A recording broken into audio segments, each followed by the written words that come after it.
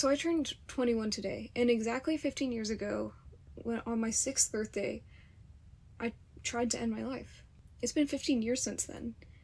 It's been 5 years since the last time I felt the urge to end my life. During those 10 years, I felt so broken. Since birth, it's just been a problem. I've never seen myself as a whole perfect person, and I don't think anyone has. But I was born deformed, and that carried with me the mental strain of being different, never fitting in with anyone else, and just knowing that no one will have the exact same experience that I will ever have at a young age. Because, when you go through adolescence, usually that's when people start thinking about how they need to fit in with other people. But when I was little, there was never anyone like me. There was never anyone that could relate to the struggles I was going through. And that's how I saw it. I was also mentally challenged. I was diagnosed with dyslexia, but then re-diagnosed with dysgraphia instead because they said I was too good at math. But it took me so long to read, I still get my numbers and letters backwards sometimes. And I had a terrible stutter speaking. I still do, but I edit it out whenever it gets really bad when I talk. The most damaging thing in my upbringing was I never felt loved. I don't want to get too much into it, but it hurt me very much that the only person I ever thought loved me when I was little died when I was 5 years old. And it took me a long time to realize the reason I was so attached to my grandmother is because at the time it really felt like that she was the only one who genuinely cared for me, and then she died as soon as I developed that attachment. And no one helps me through grief because they just thought I was too young to even remember her. Throughout all these struggles of me being broken, I was completely directionless in a future. I just didn't even think that could happen.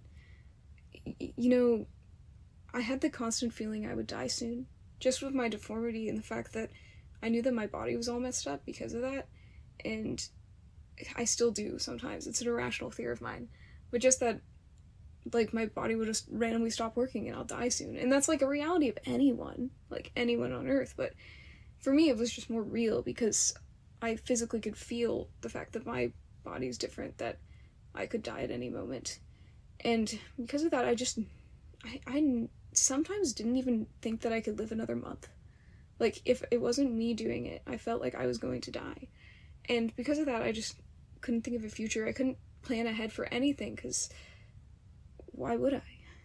If you knew that you were going to die in a month, usually people say they would do something else, they would do anything to make their life meaningful or something, but to me, I just felt like a lost cause. I felt like no matter what I did, I couldn't make a difference. And I felt like I was too broken for anyone to love me or to love anyone else. It wasn't until 5 years ago, when I was 16, that I really felt forgiveness for all the things I was ashamed of and for all the ways that I had harmed people. Because it wasn't my brokenness that made me lash out in anger at people and hurt others, but it's what I saw as excuses for my behavior. I thought I was so bad as a person that it didn't even matter the way I treated people, because I felt like I would always be stuck in the way that I acted. It took me a long time to realize that I was made exactly as God intended me to. I joke about it with my friends. I say, as God intended, as a joke, because even when there's stupid things that happen in life, I believe that a higher being intends it. You believe whatever you want. But it kind of makes it funny, because you're like, God intended you to slip on that one step on the stairs and, smack your face into a wall or something. Just really random things that happen through the day. It's funny to think that, a higher being is like, oh yes, you will, sneeze at this point, at this time, to make an awkward moment or something. I find it funny. But believing that God intended everything that you go through, he intended for me to be deformed so that I could learn that everyone is truly equally valued, no matter how you're born. I'm not any better or any worse than anyone else. All of us have intrinsic value, and it's all equal. I'm American, that's what the Americans believe. But, you really don't view it that way, or a lot of people don't treat it that way. That's the reason why, pretty privilege is a thing, or because people are more attractive, they get more free stuff, or whatever it is. Because people look a certain way, they're automatically more trustworthy by others. because someone wears a specific symbol or anything or all this stuff. Like, people assume so much about someone based on how they look, and they associate their value immediately upon meeting them. And that's one thing that is hard for some people to understand. I don't know what I'm saying, but like, people who treat others badly don't see them as the same value as themselves. People who idolize someone or treats them better than someone else believes that they are not equal to them either. So it's just remember that we have the same value as, like, the CEO of a high-tech company and the same value as a homeless person on the street. And it's not about status or wherever someone is. It's not about if someone was born pretty or if someone was born disfigured. We're all equally valued. We're all equally important to God. And no soul is worth more than another. And that healed my trauma with being deformed a bit, is just knowing that it doesn't change my value as a person, and that was something that I really had to learn. And I'm glad that I feel that way, because it means that I'm less judgmental of others, and I don't immediately judge someone based on their looks, because I know that that doesn't really have any effect on them. And there are some things about someone's appearance that they just can't control. I'm really grateful for my disability, and again, I think God intended it. Dysgraphia is one of those things that was probably one of my hardest struggles in life, because it was the one thing that was keeping me from being the perfect kid, besides, being deformed. But that's just looks or ugliness or genetics. Everyone is like, you can become smart, you can do all this stuff to become this way. And I am now a writing tutor. I did speech and debate. I make these videos. I use my voice. I do so much with writing and grammar. I'm learning different languages. Everyone told me those were impossible when I was little. Like, I would write something, it would be bad. They would tell me that I shouldn't pursue writing because I would never be good at it. They told me shouldn't learn other languages. My parents actually stopped teaching me. My dad stopped teaching me his native language because he saw how hard it was for me to grasp English, and he stopped teaching it because it was so hard for me to grasp English, and they thought that that would make my English worse. And it's like things like that, is they're like, oh, you're probably only going to be able to learn one language, and it's probably going to be bad, and all this stuff. And I was so bad at speaking, I wouldn't talk to others because I was ashamed of the stutter, because kids would bully me for it. And look at me now. And none of those things are gone. I still read really slow. I still stutter. I just edit it out. I write. I still have bad grammar, but I know the rules and can use them when I need to, because I'm a tutor.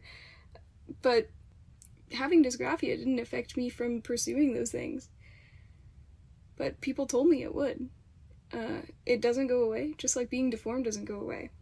But having dysgraphia showed me that I can overcome any weakness. I can still pursue anything I want despite that.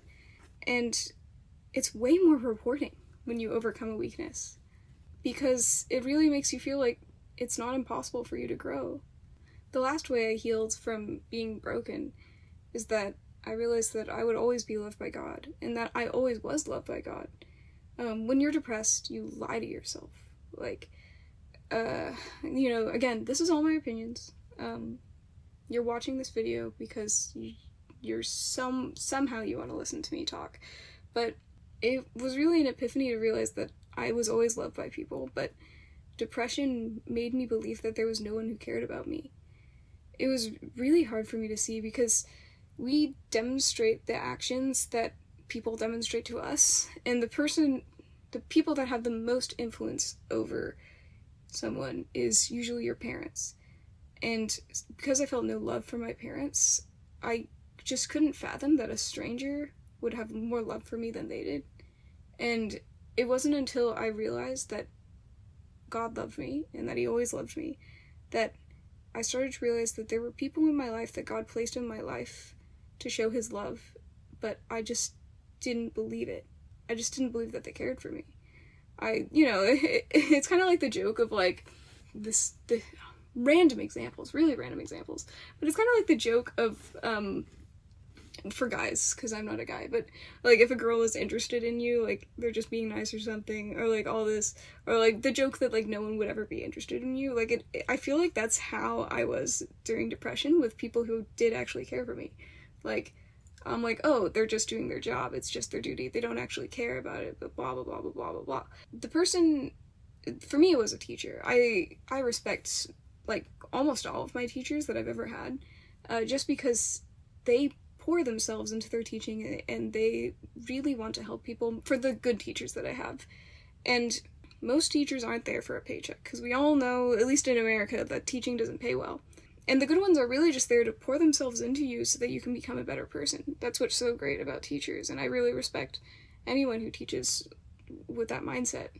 It was when I was 16 and thanking my junior high English teacher for believing in me, I guess, because she complimented my writing, which, like, honestly, I can't remember a single person before her ever doing that. No one before her believed that I could write. No one before her believed that I could go somewhere with my writing. I remember her being so happy with the content that I wrote. Like, my grammar was terrible. She would always correct my grammar. But she was like, you really have a gift for seeing things in different ways, I think what she said, because she uses a concept I made as an example in her classes. I don't know what she's doing now, but she told me that. She's like, I use what you wrote as an example in concept-wise, because she like said that she had never had someone like think this way. That really spoke to me, because to her, my writing didn't hinge on the fact of the technicalities, and she's an English teacher. She was like, yes, you need work on your grammar, you still don't know the difference between the three theirs. At the time, I knew nothing about where commas should go, you know, all this like basic grammar stuff.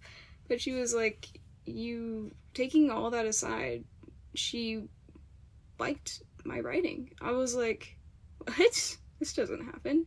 She always gave me 100 in content, and then I would get a few points off for grammar and stuff. And that's usually how it goes with all my papers. Except not now, because I am an English tutor now. I have to be careful about it. I have to demonstrate good, but I don't have that many papers because I'm computer science. Because of all those experiences, I was finally able to have a direction in my life. I was finally able to have a reason to live. Because I now knew that I was loved enough for people to help me grow, I realized that I have a reason to live. And my reason to live is to serve others. It's to use everything that happened in my childhood, to use all the things that I learned from the past, to do everything I can to change at least one person. Because when I was in depression, I would just pray to God to give someone that I could be friends with. I felt like if I just had one person, that my life could be different. I felt like if I just had one person, maybe I would want to live again. And my goal, over everything else, is to just be that one person for someone. And I've slowly been able to do it after countless years, but I didn't get that until after I started changing my life to follow God. I don't want to be preachy. I hate being preachy, but this video is about me. I mean, it's for my 21st birthday video, so you're kind of stuck. If you're still here, you can leave. But I really see myself as a walking miracle. Like, whenever I think about my past, no matter how traumatic it is, and on my birthday it's always worse because I have really bad birthday memories, because, of course, the first time I tried to end my life was on my 6th birthday. But there was also other times. When I was 16, I started turning 16. When I was 15, about to turn 16. The same when I was 14, trying to turn 15, I had terrible insomnia. I was up all night, and I was just watching the clock as I'm like, well, I think I was born in the middle of the day. It doesn't matter. You know, people count my birthday whenever it's the next day or whatever. But I remember just staring at the clock and being like, whoa, I have lived this long. I'm actually going to make it to 15. I'm actually going to make it to 16. I thought I would die before then. Like, I couldn't fathom that I had lived for this long. And now that I'm 21, every single year of my birthday, I'm like, wow, I made it another year. God has allowed me to live this long. I haven't died yet, and not by my hands. It's amazing. I'm grateful. But this also means that every year on my birthday, I think about the fact that I haven't died yet. That there's still something that God wants me to do here. I know I will die. And I'm so ready for that day to come, because, listen, I am recovered from depression. But the thoughts, the motivations, all of those are still in my brain. I'm still not scared of death. I'm still not scared of dying. Maybe I should be, but for the time being, I still really understand the mindset behind depression. Because even though I have a reason to live now, those thoughts are still heavily ingrained in my brain. And even though it's a smaller voice now, it's still there. And I'm thankful for that. Because my one goal, as I said, is to change at least one person's life. And the way I can do that best is by helping people who I know their struggles. Because it's easier to help someone once they see themselves as not alone. Everyone has a completely different experience in life. But I can at least relate to someone with my suffering. If I didn't suffer at all, I wouldn't be able to help them. And that's the main reason I see suffering as existing. That's the main reason I think I suffered, is to help others, is to use my suffering for the benefit of someone else. Because if I succeeded 15 years ago, I wouldn't be here, right? If I succeeded, any amount of years ago, whenever I attempted on one of my birthdays, my story would be crap. It would be terrible. I didn't think anyone would care then, but, if people were to talk about me, they would be like, yeah, this person had a tough life, and then they died. They took their own life. And that would suck. That would really suck as a story. But now, if it continues, if you say that my story's not done yet, if you're like, yeah, the beginning of my life was crap, the middle of my life, well, okay, I'm not that old yet, the middle of my childhood was crap, my college years are still kind of crappy, but if you look back at all of that, and you see where I am now, all of you only see the result of who I am now. You don't see the stuff before. And if I keep telling you about the stuff before and not who I am now, you're going to be concerned for me, and that makes me nervous. So, I'm good now. I have been recovered from depression for 5 years. I haven't attempted for 5 years. I'm in a relationship now. My boyfriend said if I say that, then half my subscribers will leave or something. It's not gonna happen. But my life's good now. I have so many friends, and that's the main thing, is when I was in depression, I had no one. I had no friends. I remember vividly going to write a suicide note for the first time, and I just couldn't get past the word "to." I had literally no one to talk to. I had no lasting words. I didn't think anyone would read it. I didn't think anyone would care, and there was no one I had any words to. But now it's not like that. Yesterday I celebrated my birthday. So today's my birthday, but I celebrated it yesterday. I actually didn't get a lot of happy birthday texts from people today, and that's because most of the people said happy birthday at my party yesterday. But it was nice, because this is the first birthday where I just have people who are close to me, people who just want to be around me, because we've become friends. We've developed a really deep relationship, and I didn't have that before. But yesterday I had people show up to my birthday party, and we just hanged out, and it was fun. And the people who didn't come to my birthday party and couldn't, for whatever reason, it's fine, completely fine. They messaged me today, and we just had a conversation, and I have so many amazing people in my life. Every single person that God has put on this earth is so amazing and so wonderfully made. It's sometimes hard to think about that for some people, but at least the friends I've made have been really great. A lot of the people I have really deep conversations with, I've made because of this YouTube channel, which is really weird. And it relates to suffering, because I know a lot of my subscribers are from my RizaCreator videos, because I made a lot of them because I was obsessed, and, the story. I love Hoseki no Kuni so much because it reflects perfectly my view of suffering. Suffering really sucks. I mean, I know all of you know. I have no idea what you're going through, but no one on earth has not suffered. And if we cut Foss's story short in Hoseki no Kuni at any point, it would be awful.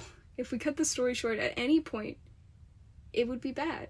We would say, oh man, that's such a sad story. It was really bad that it happened. Kind of like how I said before about myself. But the fact that it goes on, the fact that it ends, the fact that at the end we can smile, we can be happy somewhat. I know some people might have felt like the ending didn't fit as much. I don't know. But the ending of Hoseki no Kuni took a happier turn because it was supposed to make Foss's suffering mean something. It was supposed to make Foss's suffering have a result. It was supposed to give a reason behind the suffering. So, let me ask you, what is the reason behind your suffering? Why are you on this earth? What are the unique things about you that make it so that you have something that only you can do? I believe that answering those questions is what will help people move forward into becoming a better person and growing into who God wants them to be. I'm sorry for being preachy. Anyway, I don't know if this is a good segue, but we're talking about Hoseki no Kuni now. I want to talk about my YouTube channel. I don't know how many of you are still watching, because this is just a rant video. It's my birthday. I can talk about anything, right? I can talk about anything and not get canceled? Cool. I had really ambitious plans for my YouTube channel when I first started.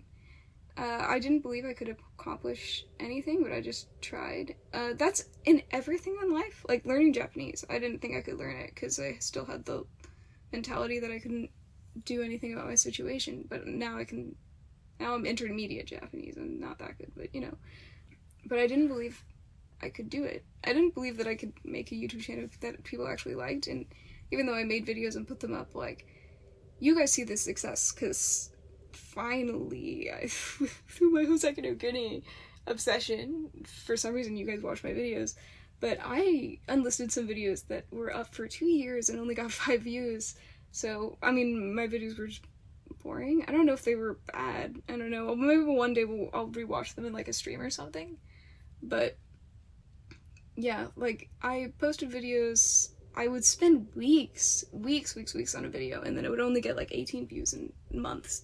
And then I stopped. Like, I did stop. I thought that it was something that I really wanted to do, was something that was fun, and I really enjoyed it. And I had always wanted to make videos and share my stories with people. And then I felt like only my family and friends would watch them, and then the couple of views of me rewatching it by myself for like things, and I'm like, okay, so stopped. And then I would make videos only when I had something I really wanted to talk about or something that I really wanted to share with people and get out there, and then those wouldn't do as well either. I mean, I didn't really focus on anything because didn't have any results before.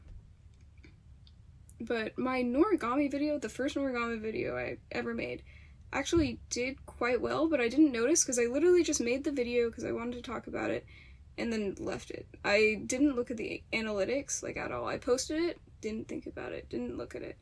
And that was that was really the first video on my channel that gained a little bit of traction. I think it has like a little over 1,000 views, and that was a lot to me then. I posted my Clanad video after, and then I got copyright claimed for partial monetization, so it's not blocked anywhere, so I didn't care. But that one I think I might remake, because I still think it's a good video, but I used too much of the anime clips, and so yeah, and so I don't think a lot of people have watched it just because of that. But anyway, nothing about those. I kind of just quit making videos, and then I read Hoseki no Kuni, and no one recommended Hoseki no Kuni to me, so I had no one to talk to about it. And so I kind of just went insane for a month. I've told a few people this who joined my server. I kind of just went insane for a month and made like 50, I think less, like 30, over 30 videos on Hoseki no Kuni in a month. Like, I did nothing but go to work and then make Hozeki no Kuni videos. And then I edited, like, Hozeki no Kuni's videos at work, too. Like, I didn't expect anyone to watch my videos. I set them to, like, you know, release every, like, you know, I recorded them all in a month, and then I scheduled them to release at different times. And then they just posted. And, oh my gosh, the cheer video? Guys, it's so funny, because it's crazy, because so many people like the chair video. That was after the Noragami one that got like 1,000. The chair video got like 15,000 within a couple months, and I was like, wow, that's a lot. And the chair video, the one where I was like comparing Hozeki no Kuni chairs, I thought people would call me insane. I thought people would be like, no, your Delulu arc started like birth, you know? That's what I thought people were gonna say. And then people were like, wow, this is good. And I was like, what? No. And the thing is, I also rushed that video too. Not rushed, but I felt like if I didn't do it then, if I didn't post it, then I wouldn't ever get it done. And so I really was like, in my mind, I was like, this isn't that good in my mind. And then I posted it, and then people were like, wow, cool. And then I have like a few people who are like, you say too much. And I'm like, yeah, that's a constant problem. I try to edit out every single from the audio, but, you know, count how many I left in. But yeah, that was crazy. And then I just had them keep uploading it. I just had them keep uploading, because I made them before I sort of had a following, and then I got a following, and then, you know, all this stuff happened. And I was like, yeah, I'm gonna keep posting videos, and then I went to Korea, and then I got my wisdom teeth out, and then I started a full-time job, and then I died. That's why there hasn't been a video this month. After the huge success of the final chapter of Hozeki no Kuni, and now I'm not sure if my views will go down, but that's fine. And, man, like, you guys watch my videos? It's crazy to me, like, that people would actually listen to me. I mean, I appreciate it, but, like, crazy. The fact that I can actually do something is crazy. The fact that my videos reach people join my server, and now I've made, like, lifelong friendships with people is amazing. I'm so happy about that. But now that I actually have a following, I want to change stuff with my videos.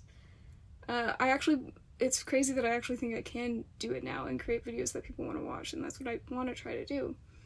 I want to try to make my videos less aimless, because when I believed that no one was watching, I kind of just turned on the video to record, and then I would just talk my hat off with no idea what I was saying. Well, you know, a little bit, but now I feel like the nervousness, now that I know that people are actually watching, to try and be more directional with what I'm saying, because I know that now, like, how I say things can influence how people view things, and it's crazy having influence over people, which is basically what being a YouTuber is, I guess.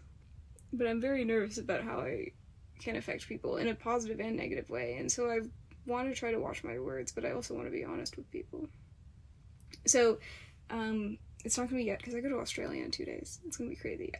My content, we'll see what happens to my content. I don't know, guys. I kind of just want to make videos I want to make, but I'm also nervous that people, the audience won't follow. I don't know what I'm doing, if you couldn't tell. I have absolutely no idea what I'm doing. But after my job ends, because it's an internship, as I said, I'm a CS major, I'm gonna try to make a video every week. We'll see, because I now no longer have a backlog of 50 videos I made when I was deranged. But what you can expect from my content is anime videos. Of course, I'm obsessed with anime. I say as I am reading more manga now, I'm obsessed with weeb crap.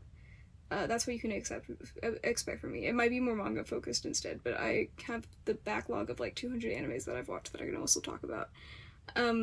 Art, like, I was talking a lot about the art in Hozeki no Kuni. We had some art streams. Definitely art. I'll talk about art and stuff like that. Stories, because of course I'm doing story analysis. I love analyzing stories. I like to make my own stories and publish them. No, we're not going to talk about that right now. But I like to make a comic, and I have comics in mind, and I've been working on them. And I'd like to share that process in my videos at some point. And I'm a CS major, and this one's a little bit of a curveball, but I want to create a language learning app specifically for multilinguals. And I plan to do that for my senior project. We'll see if I can. And if that's the case, I want to make videos on the progress of that. And so that's just going to be completely random, unrelated to Hoseki no Kuni and any other stuff. I mean, I guess it relates to language learning. And I have videos, a lot of my Hoseki no Kuni analysis videos include analysis of the Japanese. So maybe that'll interest some of you. We'll see. I don't know what I'm doing if you haven't noticed. Imposter syndrome is real. But yeah, my goal with my videos, my goal with my life, is to affect at least one person. At least one person who can be changed by the actions of what I do. I feel like I'm getting there, but we'll see. And my goal per video is to get at least 100 views, and not 5, or 2, like some of the videos I've enlisted. So 100 views per video is what I'm aiming for, and anything else above that is a blessing. But if I can, 100 people listening to what I say, and 100 people watching something I do is more than I can fit in my house. So that is really cool. And so I'll take 100 views with any video I upload. I just have to remember that, because I know that, like, if my videos do end up being more successful, that, you know, you'll be discouraged if you're like, oh man, only 15,000 views? And then I'll be like, what? That's a lot. Anyway, it's just something you have to remember. The final thing, if you join my Discord server, I'm so bad at advertising things, I hate sounding like a marketing person. Also, my Discord server is hell. It's hell on earth, so I'm not sure if you want to join it, but but in my Discord server, one of the first channels you see is a channel called 10K Sub Nuke. And what is that for? It's because it's the incarnation of my imposter syndrome that I'm doing everything wrong in my life. Whenever I got my first, like, job, like, actual big job, I always constantly joke about me getting fired, because I'm always nervous that I'm gonna do something, that I'll get fired immediately. It's a constant fear of mine, stemming from my childhood trauma. And with YouTube, the equivalent of getting fired is getting canceled. And so, people just post jokes in there of, the reasons why I get canceled. But yeah, it became a joke because I keep joking that I'm gonna get canceled over small things. So my challenge to myself with every video that I make and everything I do is to try to be honest and authentic, because I mean, that is like the people, YouTubers try to build authenticity, blah blah blah blah blah. I don't care about that stuff. I want to be honest for me, because I don't want to be inconsistent from who I am. Actually, I do want to keep my privacy though, and that's something I need to try and like just put a hard line on. I want to be honest to my opinions, to who I am, even if they might anger people, because I have some controversial opinions, not like on, like, well, okay, yeah, on major things, but like specifically like with this video. I tried to be tame in this video. We'll see how this goes down, but I am religious, if you couldn't tell, and I actually fear other Christians' criticism more than people who don't believe in Christ or believe in another religion. Just because I have really bad experiences with Christians, or with being criticized for my beliefs, even among Christian people, because when you grow up in a more, like, very religious household, like, even questioning your faith, or questioning how the Bible works, or how people teach you things, you know, people get mad because you're like, are you sure it's like that? You should never feel like it's not okay to question if you're right or wrong. Because that should be something that we do on a daily basis, is evaluate if our decisions are helping us or hurting us. By shutting that up, it's not helpful. I also have to be ready to take criticism for anything I do, because, yeah, there's going to be some people who just hate to hate, but criticism can also help me become a better person if there is something that I'm wrong about, or something that I am looking in the wrong way. And I'm glad that I've been able to have this conversation with people privately at first, because I got a lot of people in my server and some people who I've become better friends with, and we are very different. Like, the Hoseki no Kuni community is very diverse in just a bunch of different kinds of people. But everyone I talk to, we have some similarities and some differences, and that's part of being human. And by talking to these people who have some astounding differences from me, I've been able to grow as a person and actually see where I'm wrong in my thinking in some ways. And so it's scary for me to put how I actually feel on a public platform for anyone to criticize, but it can also be a good thing. And let's hope that it's a good thing. Let's see how long it takes me to get canceled. Oh, I didn't really explain that channel that well. Basically, if you want to contribute to my subscription number, which I don't know why you would, but if you would like to see my future content of whatever the hell I make in the coming future, you can hit the subscribe button, and when I get to 10k, I'm going to read the 10k sub-K nuke channel. It might just be a bunch of funny, like, small references that don't really matter. I'll stream it so that it's a live and not a video. I don't know what I'm gonna do yet. I don't know if I'll hit 10k subscribers. We'll see. I don't know. Whatever the Lord intends. I could die tomorrow. That's another thing. The video is titled, I Will Die. I don't know if I hit that point. But I'm doing this because I could die any day. It's a very nice concept called death. I put down my goals for the videos and the stuff I want to do because I don't know when I'm gonna die. I don't know when will be my last day, and I want to do everything I can to get my story out there, to tell people that it's going to be okay. That's the main thing I want to tell people, is no matter how much you're suffering, it's going to be okay. And that when I hit 10k subscribers, I'm gonna get canceled.